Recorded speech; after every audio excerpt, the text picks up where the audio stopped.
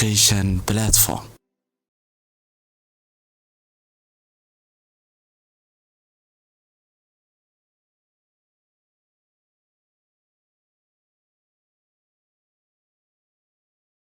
بسم الله الرحمن الرحيم. الحمد لله رب العالمين، صلى الله على نبينا محمد وعلى آله وصحبه وسلم أجمعين. الله سبحانه وتعالى يا مهدس كله وحسا كله وكلن كله oo kamid ah xisooyinkeenii aan ku baranaynay maadada afka Soomaaliga fasalka koowaad ee dugsiga sare. Marka waxaan rajaynayaa si wanaagsan inaan ula socon doono casharkeenii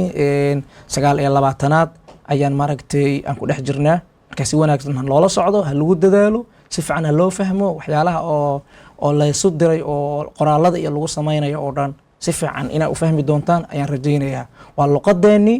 waa dhaqankeenii, waa hidaheennii, waa sharafteenii, waa horumarkeenii, cid aan ku halaynaynahay ma jirto. Marka waad mahadsantihiin, si wanaagsan in loo fahmi doono ayaan rajaynayaa. waayahay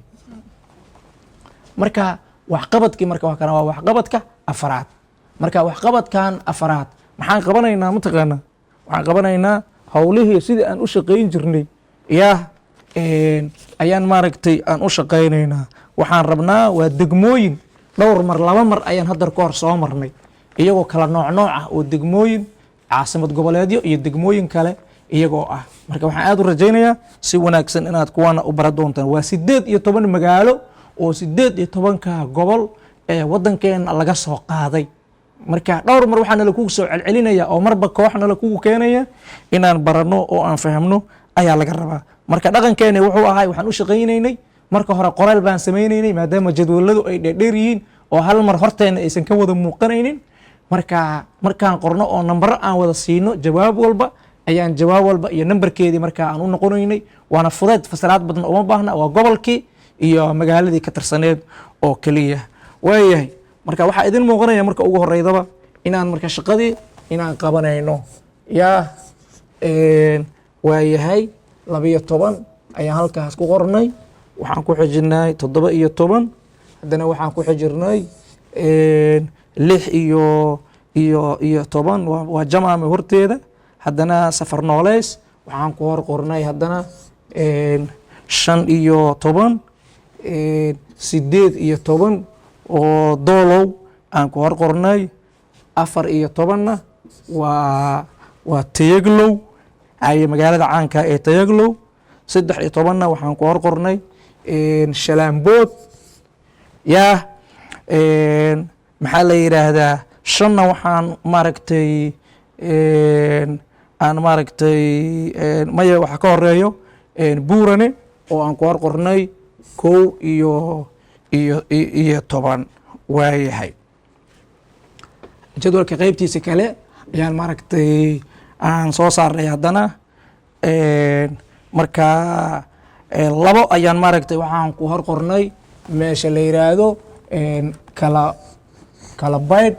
ayaan maaragtay 2 ayaan ku qornay. 5 waxaan ku qornay Saaxdheer. waxaasoo dhan waa magaalooyinkeena hadhow gobolka ay ka tirsan tahay ayaa lagu weydiin doonaa. 4 waxaan maaragtay aan ku qornay magaalada la yiraahdo magaalooyin yaryar waahay magaalada maaragtay la yiraahdo Jiidali aan ku qornay. 1 waxaan ku qornay jawaabtii koowaad meesha caanka magaalada yar caanka oo la yiraahdo Doqoshi. 3 waxaan ku qornay maxaa la yiraahdaa Qoryaale waayahay 10 maaragtay ayaa waxaan ku qornay magaalada la yiraahdo Garasyaani gobolka Hiiraan. magaalo oo caana oo taariikhdeeda aad iyo aad u fog tahay waaye magaaladaas la dhaho Garasyaanina. 7 ayaa waxaan ku qornay magaalada la yiraahdo Hurdiya. waa magaalooyin yaryar. dhowrkii maroo hore waxaan soo marnay magaalooyin waaweyn ayaa naloo sheegayay. hadda kuwo yaryar ayaa maaragtay nala barayaa. waayahay Hurdiya. magaalada maaragtay maxaa la yiraahdaa 9 maaragtay ayaan waxaan ku qornay magaalada qoraalka wuxuu dhahay Martabaan, laakiin Martabaan inuu ka wado ayaa laga yaabaa. si fiican u fiiriya martabaan magaalo la yidhaha maahe waa martabaan waxayna ka tirsan tahay gobolka hiiraan asaga laakiin jadwalkeenan hadda wuxuu u dhaqmay gobolka galguduud inay ka tirsan tahay oo kale gobolka galguduud inay ka tirsan tahay oo kale ayuu u dhaqmay marka waxaa laga yaabaa inay maaragtay waxyaalo laysku qalday ayaa dhici karta yaa waayahay 8 maxaa yeelay asal ahaan iyo xilligan hadda la joogaba magaalada matabaan hiiran ayay ka tirsan tahay laakiin asaga meesha wuxuu ku soo daray galguduud marka tanoo kale ayuu magaalo uga dhigay waayahay midda 8aad waxaa weeye waa maaragtay waa garacad 6na maaragtay waxaan ku qornay magaalada la yiraahdo Sanujiif waa magaalooyin yaryar waay oo tiilooyin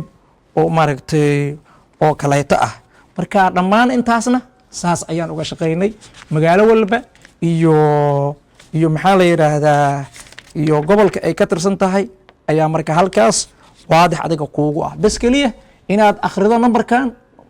gobolka magaciisii magaalada uu ka tirsan yahay bes wax kaleeto maaha fasiraad maaha galguduud fasiraadeedu wax kaa dhibi maydo hiiraan fasiraad kaagama baahna shabeellada dhexe banaadir shabeellada hoose bakool baay jubbada dhexe jubbada hoose gedo waxaasoo dhan waa magacyadii oo gobolada marka kaagama baahna fasiraad iyo wax ay kaaga baahan yihiin waxaasoo dhan maaragtay ma jiraan inaad xifdido keliya ayay kaa rabaan haye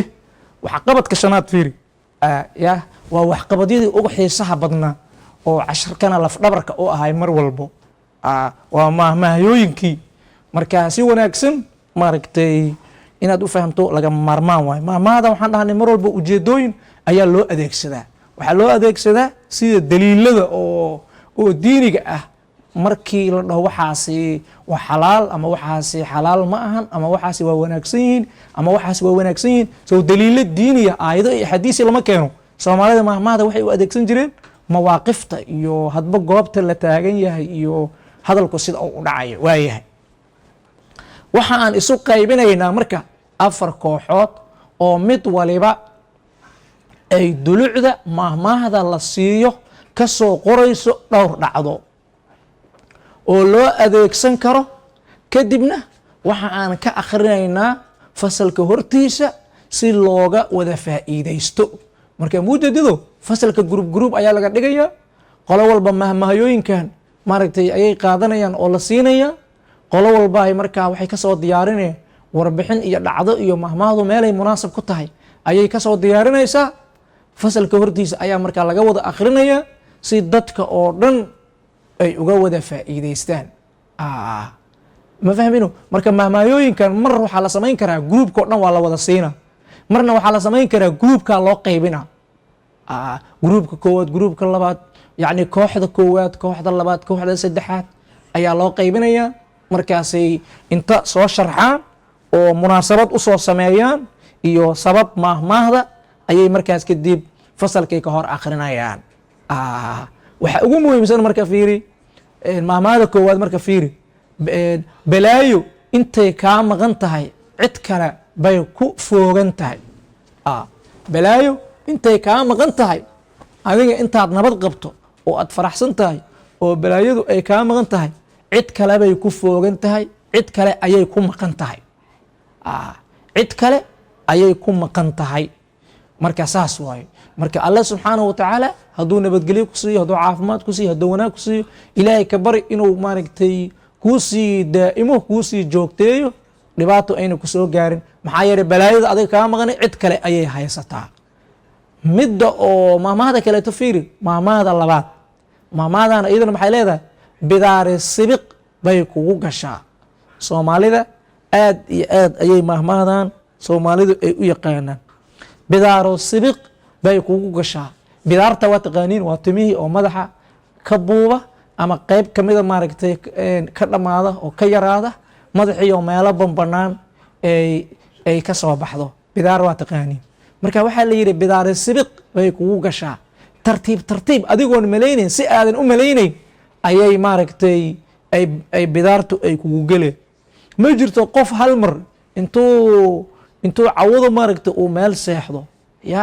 oo uu hurdo qof soo kacaya beri isagoo bidaar leh ma jiro weli lama arkin qof aan jiranayn oo intuu meel iska seexday oo hurday oo waaga oo u bariyay subaxdii isagoo maaragtay bidaar leh la arkay hal maalin uun bidaar leh ama hal usbuuc ama muddo yar marna lama arkin tartiib tartiib ayay qofka u gashaa bidaartu bidaar sibiq bay kugu gashaa si aadan u malaynayn bay kugu gashaa maamaada marka maxaa loola jeedaa mataqaan waxaa loola jeedaa waxyaalo adiga markii hore aad sahlanayday oo kula fududaay oo waxyaalo yaryar oo micno lahayn kula ahaa oo hadhow dhibaato la soo baxaya waxyaalo kula sahlanay oo dhibaatooyin ay ka imaanayaan hadhow kaas ayaa laga wadaa waxaa la yidhaahdaa war hebelow waxaas ka digtoonow ya arrimahaas maaragta iska ilaali bidaare sibiq bay kugu gashaaye si aadan u malaynayn oo tartiib ah oo qarsoon aadan dareemayn ayay bidaarta kugu galaydaa waa kaa haye maahmaahda oo saddexaad maxayna leedahay bidix kama haybaysato midig bidixi kama haybaysato midig yani bidixdu waa waxa weeye waa xubin ama waa gacan ama midigtuna waa gacantii kaleeto bidix iyo midig ayaa la yidhaha soo maahan ya waa laba mataano maxaa la yidhaahdaa kalama maarmaan labadoodaba marka maahmaahda laakiin maxaa loola jeedaa bidixdu kama haybaysato midigta waxaa loola jeedaa dadka siman xagga dhalashada ama xagga maaragtay aqoonta ama xagga madaxnimada dadka maaragtay siman ama isku dhowi qof kasta ah wuxuu u maleeyaa inuu isagu yahay midka mudan tixgelinta iyo wanaagga marka kalama haybaysanayaan waa kaa soomaalidu way yaqaanaan waxay dhahaan rag markuu isi soo gaaro oo da-doodii ay iska daba imaato markaa hadda way sinmayaan marka maamaada macnooyinka loo bixiyo kaas ayaa ka mid ah bidix kama haybaysato midigta kama haybaysato waa kaa waayahay midda oo saddexaad maamaada kaleeto oo ku xigtahay afaraad waxaa weeye bil saddex reerkaagana way kaa wadaa reer kalena kuma gaarsiiso ayaa la yidhaha waa maahmaah aad iyo aad iyadana u qiimo badan oo wanaag badan oo soomaalidu ay yaqaaneen oo laysku waanin jiray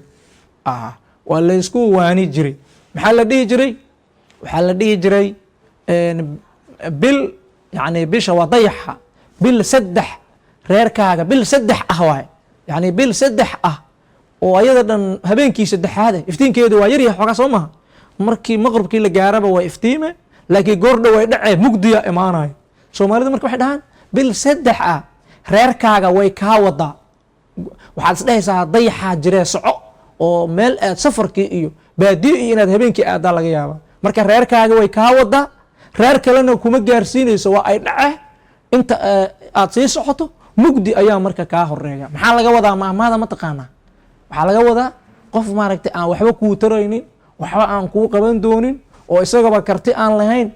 youna ku duufsanin ya isaga ha ku tashanin isagaanba tabar lahayne yuusan ku duufsanin yani iska ilaali wuxuu la mid yahay bil saddex ah oo iftiinkeeda uu yar yahay oo goordhow iyada dhan maaragtay dhacayda habeenkii markii 4 saac la gaaraba iyadaba dhacayda oo mugdigii ayaa ku sugaya marka waxaa laga wadaa laakiin nuxurka waxaa laga wadaa cid aan wax kuu qaban doonin yaysan maaragtay yayna ku duufsanin yayna ku sirin dadkaaga iyo waxbarashadaada iyo howlaha wanaaga badan oo aad haysato marka yay ku seejinin dhibaatayaysa kuu geysanin saasaa laga wadaa maxaa yeelay iyada aanba wax qaban karin ciddaasi bisha saddexdaa iyadaaba daciifaba ya meesha oo mahmaahda af carabiga haday la mid tahay faaqidu shay laa yucdii qof isagu aan waxba haysan adiga miyuu wax ku siin karaa ya ka waran maaragtay nin baahi ay uga caddahay oo jidka iska jiifo oo dhiman rabo baahi darteed adiga haddaa inta u tagto aad tiraada ka waran war hebelow cunto isii ya cunto iyo cabitaan iyo isii haddaa dhahdo wax miyuu ku siin karaa marka bisha saddexdaa qofka oo tabarta daranaa lagu matala marka qof tabar daran ha isku halaynin iyounan dhibaato kuu geysanin waayahay maamaada kale maxay ina leedahay yaa bilow iyo dhammaad kol kasta way wada socdaan bilow iyo dhammaadku waa wada socdaan shay markuu bilowdo yaa wax walba oo bilowdaahay dhammaad ayay leeyihiin wax weligood iska jirayaa maba jiraanba marka bilow iyo dhammaad kol kasta way wada socdaan mar walba waa wada socdaan wixii bilowle dhammaadna maaragtay way leeyihiin waaye ya dhammaadna way yeelanayaan adduunyada oo dhan waxyaalahaas waaye bilow iyo dhammaad kol kasta way wada socdaan marka shayga bilowday muddadiisu ha dheeraado hadduu rabo mar uun buu dhammaanayaa waxaa la yidhaahdaa wax walba oo imaanaya oo waqtigoodii mar uun la gaari doonaahay wax dhow ayay la mid yihiin wax dhow ayay maaragtay ay la mid yihiin waa kaa xataa inaga soo ma dhahno qiyaamada waa fog tahay iyo saas iyo dadka qaar misdhahayaano qiyaamadu ma foga ma dheera maxaa yeelay adiga qiyaamadu waxay kaaga bilaabane marka aad dhimato adiga nafta marka ay kaa baxdo bes waay qiyaamadaadii waaba dhacday camal dambe ma lagaa aqbalaayo towbakeel ma lagaa aqbalaayo haddaan ka noqonayaah ma jirto fursad kale maaragtay hallaysiiyo ma jirto bis godkaas xabaashaasa lagugu dhex ridaa adiga qiyaamadii aad joogtaababa hadhow markii oo jannada iyo naartii la kala geynayo bisa lagaa soo saaraa marka shay walbaahi wuxuu leeyahay bilow leh dhammaadna wuu leeyahay marka waa kaas haye dhinac kale maxaa laga wadaa qofka ayaa waxaa la leeyahay ha caajisin hawshan aad bilowday waxaa soo dhow waqtiga aad ka gun gaari laheed waqtiga aad guulaysan laheed baa imaan doonee dhibkan weligaa kuma jiri doontide dheefti ayaa kuu dambaydee hawsha wad macnahaasna wuu ku jiraa meesha haye mahmaada kaleeto maxaa oo ku xigta hadda fiiri mahmooyinkan adaa munaasabooyin iyo wax lagaa rabayba inaad inta fasiraado ka bixido oo ayaa lagaa rabay laakiin annaga hadda waaba fasiraynaa soo maaha annaga hadda waa fasiraynaa adiga keligaa maba lagugu hadlayn laakiin adiga bes inaad intaa munaasabad mahmaadaana waxay ku habboon tahay saas iyo saas iyo saas oo kale marka ay jirto oo qofka aad saas ula hadlayd inaad saas tiraa lagaa rabaa oo fasalka hortiisa bes aad ka sheegto laakiin annagaaba ka jawaabnayba wixii oo dhan hadda waxaan akrinay o dhan hadda jawaab waay maxay leedahay maamaada kale boodo inta la isagu dhiibayo ayay dhimataa inta la isu dhiibayay dhimataa boodada soo ma taqaanin waa bahal yar oo cayayaana oo maaragtay oo wax cuna soo maaha oo wax cuna magaceedana waxaa laga keenay tilmaanta ay leedahay oo way boodbooday way boodboodaysaa mararka qaar inaad qabatahay gacantaada ku qabatahay xataa way adag tahay maxaa la qabo inta aad isleedahay way boode marka dhulka oo baadiyaha iyo carasanka iyo meelaha oo xoolaha maaragtay lagu xareeyo iyo meelahaasa inta badan laga helaa waayahay boodada waxaa la qaban karaa maamaha soomaaliyeed baa jirta booda waxa weeye qoyanaanta lagu qabtaa haddii la qooyo markaas waa la qaban karaa markii biyo iyo lagu taabto markaas ma boodi karto oo aad qaban kartaa laakiin sida kale inaad qabatahay way adag tahay marka soomaalidu waxay dhahaan boodo inta la isu dhiibayay ayay dhimataa maxaa laga wadaa mataqaan way tabar daran tahay horta kow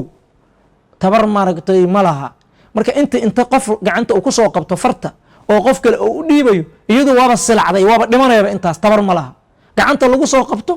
oo qof kale loo dhiibayo way tabar daran tahay marka hore way ka dhimanaya maxaa loola jeedaa mataqaanaa waxaa loola jeedaa qofka oo u baahan gargaarka iyo in degdeg wax loogu qabto inta oo arrimihiisa laga tashanayo iyo inta la isweydiinayo iyo inta akhbaarta la sii gaarsiinayo waxaaba laga yaabaa inuu dhinto waxaa laga yaabaa inuu silco waxaa laga yaabaa in mashaakilkii uu ku sii bato marka dadka tabarta daran marka la leeyahay loo gargaaro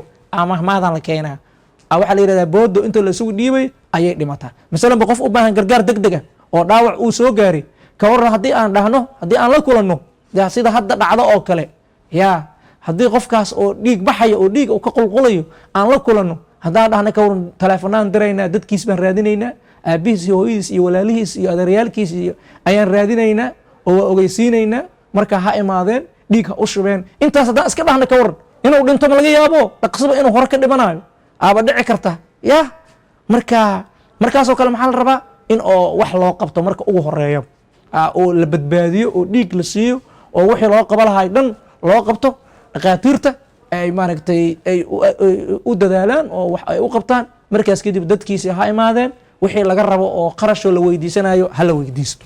laakiin in marka hore wax loo qabto marka soomaalidu way yaqiineen qofka tabarta daran loo gargaaro ya oo aan sugi karin intii maaragtay maal badan lasoo ururinayo xoogaa yar xataa hala sii siiyo uu nafta kusii ceshado saas baa la dhihi jiray haye maamaada kale maxay leedahay cadaabi meel qabow ma laha cadaab ama naari meel qabow ma leh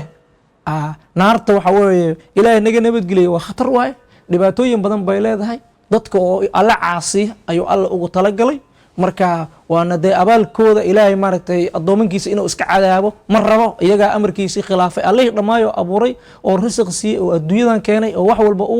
u maaragtay u qabanayay ayay cid kaleeta la simeen oo ku caasiyeen. marka haddii naar la geeyo, naartuna way kala kulushahay, dabcan way kala khatar badan tahay, laakiin meel raaxahay kuma jirto. meel qabow oo raaxa naartu marna ma laha, marka cadaab meel qabow ma laha. tanna yaa loogu mahmaaha mataqaanaa qofka markii dhowr arrimood oo dhibaato ah la dooransiiyo, markii dhowr arrimood oo dhibaataa la yidhaahdo kala dooro, ayaa waxaa la yidhaahdaa muxuu dooranayaa, kan muu doortaa, kan miyuu doortaa, kan miyuu doortaa, midba mar ayuu ka cararayaa markuu dhibkiisa arko. marka waxaa la yidhaahdaa cadaabi ama naari meel qabow ma leh, waa kaasaa. haye maamaada marka munaasabadda ay ku socotahay saas waaye. maamada ugu dambayda fiiri, caradu hal ra waaya, caradu ha u aqriniya. caradu dadka qaarkii caaq bay ka dhigtaa. caaq waxaa la yidhaha qofka doqonka caqliga aan lahayn, qofka caqliga aan lahayn oo sawirka ayaa waxaa la yidhaahdaa caaqa. qofka waalidkiis ku caasiyana caaqa waa la dhahaa, erey asalka carabi waayo. marka caradu dadka qaarkii caaq bay ka dhigtaa. dadka qaar waxaa jira markay caroodeen oo ay xanaaqeen caqligii uu ka tegayo, oo caqligoodii uu baaba'ayo, aan ka fikeraynin waxa ay samaynayaan iyo waxa ay ku hadlayaan iyo ficilka ay geysanayaan, qowlka ay maaragtay ay ku qowlayaan, natiijada ka dhala doonta kama fikerayaan. marka dadka qaarkiis caaq ayay ka dhigtaa, qof aan caqli lahayn. marka carada waa la iska ilaaliyaa, maxaa yeeley caradu waxay keentaa dhibaato badan ma keentaa. nebiga sala allahu calayh wasalam nin baa u imaaday, muxuu yidhi nebiga ilaahayow ila dardaaran, ila dardaaran. marka nebigu ninkan wuu yaqiina dabeecadiisa, iyo ninkii marka u imaado wuxuu yidhi nebiga ilaahayow ila dardaaran. nebigu muxuu yidhi laa taqdab, ha caroonin, carada iska ilaali. bes ninkii u dhegaystay wuu ka tegey. wuxuu is dhahay dardaaran oo weyn oo ballaaran, nebiga maba kula dardaarinba, ha xanaaqin leh bes uu ku yidhi. haddana wuu ka maqnaa, ayaan waa usoo noqday, rasuulka ilaahayow ila dardaaran. waxaa la yidhi laa taqdab, laa taqdab, ha carooninaa la yidhi, marna ha caroonin, carada iska ilaali. qofka hadduu caroodo, wanaag hadduu samay jiray wanaaggii o dhan wuu baabi'ina, ceeb ayuu ka daba marinayaa. haddii dhibaato uu ka baqayay, dhibaato ka weyn inuu sii galo ayaa laga yaabaa. diintii inuu ku tacadiyo oo khaladkuu ka carooday mid ka weyn uu galo ayaa dhici karto. marka carada mar walba waxaa ka yimaada guul darro. waxaa la yidhaahdaa waa tilmaanta dabeecad xumada qaybta ugu xun ayaa waxaa la dhahaa, maxaa la yidhaahdaa carada waaye. waaya maamaayooyinkiina intaasaan ku dhammaynay. fiiri waxqabadka lixaad, fiiri waxqabadka lixaad, fiiri waxa oo lagaa rabo waa kaa. waxa aan qorayaa sheeko gaaban oo ay ku jiraan qaybaha naxwaha ee kala ah falka. waxaan ka soo bilownay casharkii koowaad, ka waran casharkii koowaad aan falki ka soo bilownay. meeqa mar ayaa fal iyo falkaab iyo magac uyaal iyo intaasoo dhan casharo nala kugu sheegay, oo su-aalo nala kugu keenay, oo nala weydiiyey mar walbo, oo nala ku soo celcelinaa. waxaa la rabaa inaanan iloobin marna. marka waxa aan qorayaa sheeko gaaban oo ay ku jiraan qaybaha naxwaha ee kala ah fal waa taqaanaa, waa ficil la samaynaayo. falkaabku waa waxa oo ficilkii taageerayay. magacna waa taqaanaa, adiga magacaaga ayaa ka mid ah, iyo magac uyaal, wax magaca booskiisii gelaya. maxaa la yidhaahdaa aniga oo hoosta ka xariiqaya halka ay sheekada kaga jiraan. sheeka qorane, sheekadii marka waxay ka koobnaa doontaa fal iyo falkaab iyo magac uyaal iyo waxyaalo kale. bes intaan adiga wax kale ma samaynay, sheekadaad qoratay hoosta keliyaad ka xariiqeen. sidoo kale haddii uu magac yahay, waxaan ku hor qorayaa, fiiri magac sow ma ahayn, waxaan ku hor qorayaa, maxaa la yidhaahdaa waxaan ku hor qorayaa ma ayaan ku hor qoranayaa. magac ma ka bilowdo, kaas maaragtay ayaan maaragtay aan ku hor qoranayaa. waa ka haddii uu magac yahay. haye haddii uu fal yahayna, waxaan maaragtay ku kor qorayaa fa oo aan ka wadno fal aan ka wadno. haddii uu magac uyaal yahayna, waxaan ku hor qorayaa maaragtay ma u ayaan maaragtay ku hor qorayaa. ma u waa kaasa ayaan ku hor qorayaa. ma fahmino? marka calaamadahaas bisaad samaynaya, wax kale ma samaynaysid. ma iyo maaragtay fa iyo mu cafwan ya ma o dheh ma fahmino afkeeni iyo waxeeni ayaan baranaynaa marka hadda inaan dhahno m iyo f iyo mu iyo ma u baahanin afkeenaaba intaasoo dhanba aba anaga nooga sii muhiimsan oo hadda aan baranaynaa ya marka cafwan waayahay midda kale ma la rabo afkeena af soomaaliga iyo luqado kale inaan isku dhex qasno marar badanna haddii wax aan isku fasirayno ujeeddo aan kaleenahay goonin waay laakiin inaanan mar walba isku dhex adeegsan ayaa laga maarmaan ah haddii uu falkaab yahayna waxa aad ku hor qoraydaa fa iyo ka ayaad markaasna aad ku qoraydaa wax kale ma samaynaydid sheekadaadaad iska qorane keliya intaas ayaad maaragtay ku hor qoraydaa marka fa iyo ka waxaa ka wadaa falkaab macalinku wuu og yahay waxaas ma'da waxaa laga wadaa magaca fa keligeed markii ay tahayna waxa weeye waa maaragtay waa ficilkii ma iyo maaragtay marka ay tahay iyo una waa magac u yaal marka aad iyo aad ayaad maaragtay aad u mahadsan tihiin casharkeenii maanta casharkeenii oo maantana intaas ayuu noogu dhammaaday marka waxaan aad iyo aad aan u rajaynayaa si wanaagsan inaad u fahamteen jazaakum allahu khayran marka kaasna wuxuu ahaa casharkii 9 iyo 20aad marka inaad fahamteen baan rajaynaya jazaakum allahu khayran assalaamu calaykum